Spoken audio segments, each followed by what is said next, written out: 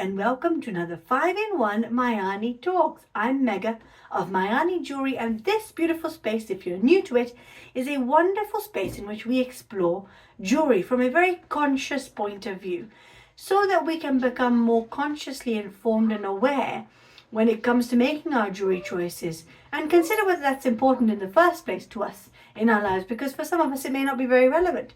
But for others of us, we may be looking for our jewelry pieces to be more intentional. And there's many reasons why, if you've ever had that feeling of wanting your jewelry to be more meaningful, to be more intentional, to be more consciously considered, not just in terms of how it's made and the materials chosen, but also in terms of the pieces that you select for yourself, then there are a lot of reasons why that might be the case. Now, if you've been following this particular series, I have been covering jewelry traditions across different parts of the world. Of course, we've already toured the North Americas. We have toured the ancient jewelry traditions across Africa. We've toured some of the ancient jewelry traditions that have existed across Europe. And today we're diving into the ancient jewelry traditions that have existed across Asia. Now, it's specifically important for me to, at this point, mention that these jewelry traditions we're exploring are specific to time periods before the Industrial Revolution. And many of you who are familiar with my channel will know why that is. If you're not familiar, bear with me for one moment for those of you who are familiar. Those who are unfamiliar, the main reason why I'm focusing on the pre-Industrial Revolution era and time is because the Industrial Revolution marked a significant turning point for us as a human race, as a people, and it was really the point after which everything became mass-produced and consequently much less meaningful, much less intentional, much less consciously thought about in general, not just when it comes to jewelry itself. So for this reason, I focus on what existed in terms of jewelry traditions before the Industrial Revolution. Now, going into today, it's going to be very interesting. I normally like to share 5 facts. Now, they're not so much facts as such as thoughts, points. Sometimes they're facts. Sometimes they're just thoughts. Sometimes they're particular areas. Now, today's a mishmash of all. For the first point, we're going to discuss China and some of the ancient Chinese jewelry traditions that existed. We're then going to move on for number 2 to Japan. For number 3, we're going to look at Southeast Asia broadly and just a few of the jewelry traditions across that region. For number 4, we're going to look at gold and where it stands in women's lives in Southeast Asia. And for number 5, we're going to look at how beauty and spirituality have never really been separate in Southeast Asian jewelry traditions. So let's dive in with number 1 to begin with. Now, I have got my notes here, so if you see me looking away, it's because I'm referring to my notes. Right, so number 1, as mentioned, we're going to explore some of the ancient jewelry traditions that have existed across China. Now, in China, jade, you'll be very familiar with, I'm sure, if you've heard of Chinese culture, seen Chinese jewelry, seen Chinese exhibitions in museums, museum exhibitions focused on China. Jade is very prevalent in Chinese culture and heritage. And traditionally speaking, jade was not a material that was chosen because it was beautiful, because of the stone and its properties per se, although there is a degree of that. Jade was chosen because of the moral values it was seen to hold and represent. So in Chinese jewelry traditions, jade is seen to hold 5 Confucian virtues. The virtues of, I'm going to refer here to make sure I'm getting them right. The virtues of wisdom, courage, humanity, justice, and purity. So jade, from a Chinese traditional jewelry or jewelry traditions point of view, not just jewelry traditions though, it's important to remember because jade is featured in many other pieces of Chinese heritage and culture when it comes to sculpture, vases, ornamental pieces of decoration. It's not just seen in jewelry per se, but when it comes to Chinese jewelry traditions, jade is not chosen just as a material because of aesthetics. It's chosen primarily because of morals. It's seen as a moral rather than a material choice. Now, where does jade feature? Jade, as mentioned, not a fashion choice. Important to remember. I've written that here. Not a fashion choice, a moral choice. Now, jade was worn, traditionally speaking, in various forms. There were bai discs and kong tubes, which are amongst the oldest and earliest ritual objects present in Chinese culture. And these are typically used, or were typically used, and still are used in some regions of China in ceremonies, and they're seen to connect us here on earth and the heavens above us. So they're seen as a connection between heaven and earth.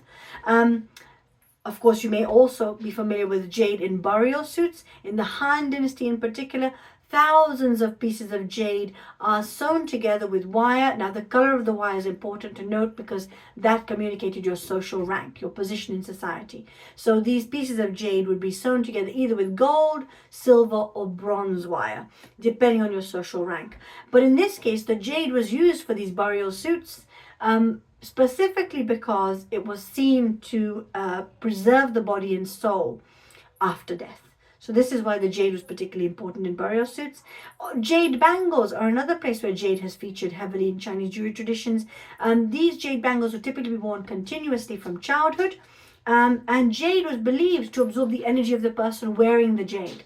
So essentially, the longer you wore your piece of jade for, it was seen to become more beautiful and more powerful. Because over that period of time that you're wearing your jade, an energy exchange is taking place between yourself and the jade and you. So it's essentially seen as a relationship, this relationship between the jade and yourself, a beautiful exchange of power and energy that resulted in both of you essentially becoming more beautiful and more powerful. Other examples of Chinese jewelry traditions include kingfisher feather jewelry. Now, this I was not familiar with, but kingfisher feather jewelry is considered amongst one of the most breathtaking and labor-intensive jewelry traditions in the world. And essentially, very beautiful iridescent blue feathers are used to create pieces of extraordinary delicacy for imperial and noble women. So these pieces would be created for imperial and noble women, women of really high position and standing in society. And finally, in Chinese jewelry traditions, we must mention, of course, gold and the auspicious symbols in which which were captured through the use of gold. And essentially, you'd have gold pieces of jewelry, but the symbols on them were particularly important, and they were chosen to communicate different meanings. The bat, for example, was chosen to communicate fortune. The peach, which is the fruit, the peach, was chosen to communicate longevity. The dragon was a symbol used to communicate imperial power and divine energy. So essentially, with Chinese jewelry, a lot of the pieces of jewelry that were worn to communicate these sort of blessings and protections that a person had chosen to wear, particularly in the case of the gold, and choosing those specific symbols. Specific symbols will be chosen as a way for you to decide what sort of blessings and protections you want to wear on yourself. And your jewelry would communicate that to others. It would be a visual language for that others could tap into, who are familiar with what those symbols mean in Chinese culture. So jewelry in Chinese culture, and traditionally speaking, in Chinese jewelry traditions, didn't just reflect who you were. It actively shaped your virtues, your moral compass, who you are as a person, your fortune, and actively shaped your connection both to your ancestors and also to your descendants through passing on the pieces of jewelry. Moving on to Japan. Japanese jewelry and adornment practices are largely centered around nature and communicating our relationship to nature. And interestingly, when it comes to Japanese jewelry and adornment traditions and practices, they are not so much centered around self-expression. With Japanese adornment practices, the focus is very much on being present in the current moment, being present in the now, in the here and now, and also in showing humility before nature and the natural world around us. So a lot of Japanese jewelry traditions were built around seasons, and essentially would communicate your awareness of seasons and your sensitivity towards seasons. So specific pieces would only be worn for specific months of the year.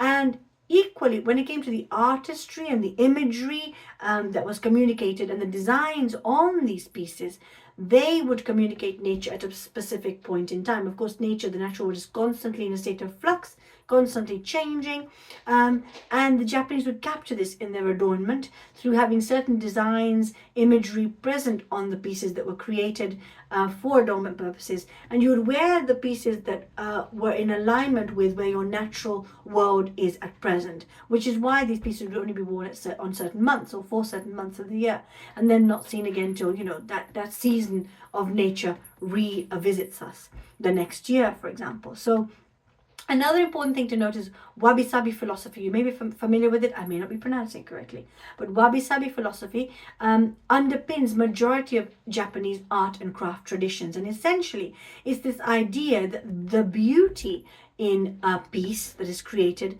lies in the imperfections of that piece and the impermanence of that piece as well. So it's important to create art, not necessarily from the point of view of wanting to hold on to it for dear life.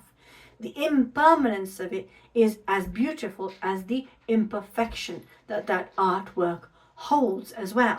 In pre-modern Japanese culture, as we're mentioning now already, there was less focus as well on personal pieces of jewelry. In fact, very few people had personal pieces of jewelry, and typically the people who did were women who were noble, and equally geishas as well. So an example of personal pieces of jewelry that existed, one of the primary examples of personal jewelry that existed in pre-modern Japan was the kanzashi, which I may not be saying correctly, but kanzashi, which is ornamental hairpins, basically, that were worn primarily by geisha and noble women, and they were extraordinarily elaborate and detailed, exquisite. They were created from a whole host of different things, from lacquered wood, tortoise shell, silk flowers, gold, silver metalwork, sometimes a combination of all of these. And essentially, the kanzashi you wore communicated your standing in society, your status, as well as the season in which you are currently present, which is where the presence is quite important in adornment practices of Japan. Another example is netsuke, and I may not be saying that right either again, but netsuke were tiny carved toggles that were used to help you close the pouches in which your kimono sash was stored. And these toggles were very functional because, of course, the purpose of them was to close this pouch so your kimono sash would not be lost. However, they were also miniature sculptures in their own right, extraordinarily detailed, incredibly sophisticated artistry, and they would communicate or depict anything from animals, mythological figures, all the way through to scenes from nature as well. And finally, we must, of course, mention, I'm just checking this finally. Yes, finally, we must mention magatama beads. And the magatama beads are ancient curved comma-shaped beads which have roots going all the way back to the, now again, please excuse my pronunciation, it's Jomon, but there's an accent over the first O. So I'm going to say Jomon period, probably not correctly said, but yes. And essentially, these beads were seen to be associated with the gods and with spiritual power. And in actual fact, one of the 3 imperial treasures of Japan features a very old string of magatama beads that is amongst one of the oldest, most sacred objects in Japanese culture.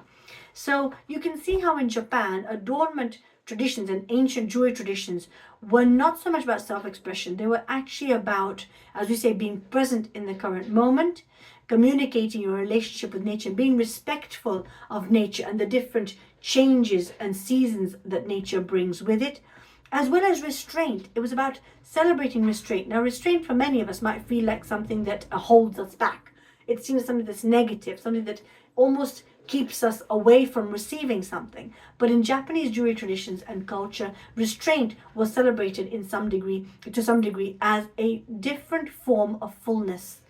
And you could obtain from restraint a different feeling of fullness, of feeling like satisfied, feeling like you've received everything you need to receive. So you can see how in Japanese jewelry traditions, jewelry was heavily laden in meaning. It was very intentional, very personal, and it was not just something you wore to beautify yourself. Right, on to number 3. Of course, now we're exploring just a couple of jewelry traditions across Southeast Asia, and in general, all these jewelry traditions have one thing in common, and that's spirituality. So across Southeast Asia, jewelry was very much seen as a spiritual currency. It was an active spiritual practice. This action of wearing jewelry was an active spiritual practice, and it still is today in many parts of Southeast Asia. jewelry and wearing jewelry, the sort of jewelry you're wearing, why you're wearing it, what you're wearing it for, what it's made of, is all part of a living spiritual practice. So it's not history. It is in actual fact something that's very current, very present, very alive right now. And some of these Southeast jewelry traditions that exist are amongst the most vibrant and the most spiritually alive practices and traditions that exist on the planet, in the world. However, interestingly, they're also some of the most least discussed jewelry practices and traditions when it comes to discussing jewelry history. And that's possibly because they're not really history, they're still very much alive practices today. That could be one of the reasons why. Anyway, looking at some of these, we've got Indonesian gold work, especially Indonesian gold work from Bali and from Java. These pieces of gold that are created are staggeringly intricate. And when it comes to Balinese jewelry, they're inseparable from Hindu religious practices as well. The pieces are worn for different reasons. For example, temple ceremonies, rites of passage, offerings. And when it comes to these pieces, the pieces that are created are very much seen as a beautiful communication of the relationship and exchange of energy taking place between the person who created the piece of jewelry, the person wearing the piece of jewelry, and the divine. So all three are seen to be pivotal to the making of these pieces, essentially. And it's interesting because for me at Mayaani Jewellery, I've always felt that when I create my pieces, which are largely intuitively created, I am not the only one behind the creation process. I very much felt that it's quite surreal in a way to have that feeling of creating a piece. You're creating it, your hands are bringing it to life, but you know you're not the only one behind the making of it. There isn't someone physically present, but you know through the intuition, the intuitive guidance you're receiving, that there is something else behind the creation of this piece. And then on top of that, for me at Mayaani Jewellery, I've always felt that my pieces never truly come alive until they connect with the person they're created for. Until they make that connection, until they're worn by the person they're created for. Whether I know that person or not, whether it's a commission piece or not, it's just a piece I've created and it finds this person. Once they actually find the person they're created for, that's when the pieces truly come to life. And this, for me, explains why it is I have that feeling, why it is I've always felt that way and thought that way about my jewelry. Anyway, moving on to sumptuary traditions of Java. Now, in Java, specific types of gold jewelry were reserved just for royalty and for nobility. An example of that is the keris, which I may not be saying correctly again, but the keris, which is a ceremonial dagger with a jeweled handle. And it's one of the most spiritually charged objects in Javanese culture, thought to carry your own spiritual energy and power and your ancestral power as well. Another example of a Southeast jewelry tradition that's very spiritually active and alive is Thai Buddhist jewelry. Now, these are amulets that are blessed by monks and are one of the most widespread and deeply felt pieces of jewelry tradition in Thailand and across Southeast Asia. And there are also small pendants that are worn for protection, for luck, and for spiritual merit to sort of communicate certain spiritual values that you hold, for example, as well as values that you may want to be more aligned with or connected with. But there are entire markets across Thailand that are dedicated to these amulets. So this is very much the creation of these Thai Buddhist jewelry, these amulets, and the blessing of them by monks. It's very much a living, breathing tradition, not one that is history by any means. And finally, this Vietnamese filigree tradition. This Vietnamese filigree tradition involves the creation of beautifully intricate pieces of jewelry using very fine silver wire work, extraordinarily fine silver wire work. And it's specifically ethnic minority communities in northern Vietnam that are responsible for creating these beautiful pieces of jewelry. And each of these communities has their own sort of marker, if you like. So they have their own distinct style, which communicates their identity, who they are, who's created the piece, their particular region, and also their spiritual beliefs as well. So you can see how across Southeast Asia, various regions of Southeast Asia, jewelry is very much inseparable from spirituality. Okay, moving on to point 4, which really talk about gold and women when it comes to Southeast Asia. Now, gold in Southeast Asia, particularly when it comes to Southeast Asian women's dowry, is seen as a very beautiful and powerful way to give a woman financial stability and security, because essentially there were laws in place which clearly marked any financial control, any legal control and authority, any decision making when it came to anything to do with your marital household as lying largely with the man. So the man would have control of the finances, would have the legal authority over pretty much everything. But the one thing in law which would forever remain the woman's possession and her financial security, her wealth, if you like, which her husband would have no say in how she decided to spend it, whether she decided to sell it, whether she decided to keep it, whether what she decided to do with it was none of her husband's decision. That was her wedding dowry. So when it came to your dowry in a lot of Southeast Asian cultures, gold was given to women because it was this financial stability and security you could give to a woman. It was the only possession that she had once married that was truly actually hers. Separate from her husband, he had no control or power over it. And that's still very much true in very many communities across Southeast Asia today. So you can see how in this case, the choice of material is a very deliberate, intentional, conscious one. And it has been made because you are trying to offer this woman wealth and security in a way that is portable. It's easy for her to carry this around. She can wear it as well. In a way that helps her to hold on to a degree of her independence. Should anything happen, should she ever require any form of income, but she's unable to do that in any other way, she's always got this income to lean back on, her gold jewelry, her wedding jewelry. And it was hers and hers alone. It was a very beautiful way of giving her some control over her life, and where for many Southeast Asian women, once you're married, you lost a lot of throughout your life, typically, you wouldn't have much independence. You wouldn't have much say in anything happening around you. Very little power. So this gave you that power. Number 5, of course, I mentioned how beauty and spirituality have never been separate when it comes to Southeast Asian jewelry traditions. And this is very true when you look at the jade burial suits, for example, from the Han Dynasty in China, the Magatama beads of Japan. When you look at Korea and the Korean norige as well, which are symbols of longevity and good fortune. Across Asia, you can see how jewelry was seen as not just being something you wore to make you look beautiful, but actually a very, very powerful way to communicate your spirituality, to connect you with something beyond yourself, with God, the divine, essentially, with the cosmos, the universe. To think of jewelry as just something that beautifies you would be unthinkable in Southeast Asia and in Southeast Asian jewelry traditions. So now that we have looked at how in Southeast Asian jewelry traditions, jewelry has acted very much as a bridge. It's been a bridge between humanity and the divine, humans and divine. Acted as a bridge between individuals and their community. Acted as a bridge between this present moment and all the moments before it. Acted as a bridge between us and nature.